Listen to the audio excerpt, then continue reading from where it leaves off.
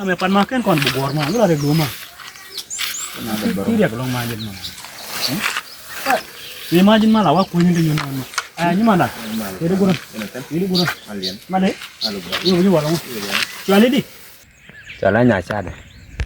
Jual nyasar. Bikin juga nih. Pandai. Payah ben paneh. Hai. Weh, cuma ni kebenci wala. Macam nunggu, ubin deh. Wala ada dua mah. Gua bikin juga nih, gua. Aku juga pandai. Bikin juga paneh. Jibin tiaw di almal. Oh, ini cakap kamu gua. Kurang calwat ke jilong gua. Elarek. Elarek. Anak ke jilong gua ni mana? Wah. Nyaca. Jin mangu lagu jin along nama. Nena.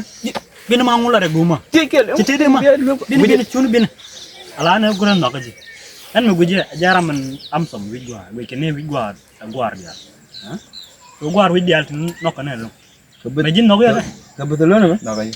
Majin mangu mah tahu teh rar man. Sur. Mungkin. Gua nak aja lo gua. So, bonu jane dah. Mana aja banyak cai. Oh, ci banyak cai ya. Itu lah kan. Macam ni tinggi ke lah. Dalam ada cilot ke je dah. Gua macam ni lagi cilot je.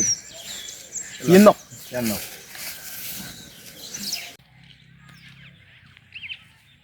Kurang aja nan kurang. Mana nan baca cilot ke je long. Jadi ni nyaca dah. Cilot ke? Ani kan ni gua juga.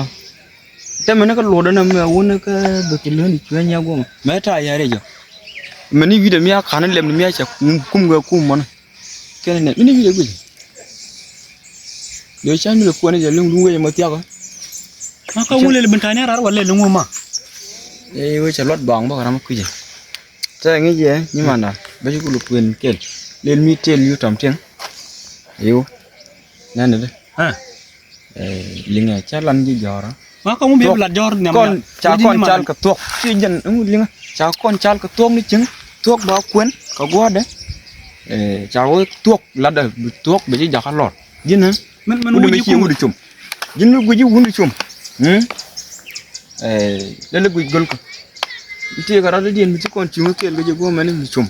Ceda cingan dah mah. Ceda cingan. Anu mana gua je. Gua tuk long dia angat cum lo kel. Cijen. Gua ni mana? Gue dia mau gura aja no gua. Gue. Anu video lain macam nak gue dia mana? Jangan lot gaya aja long. Jangan gura aja nak gura.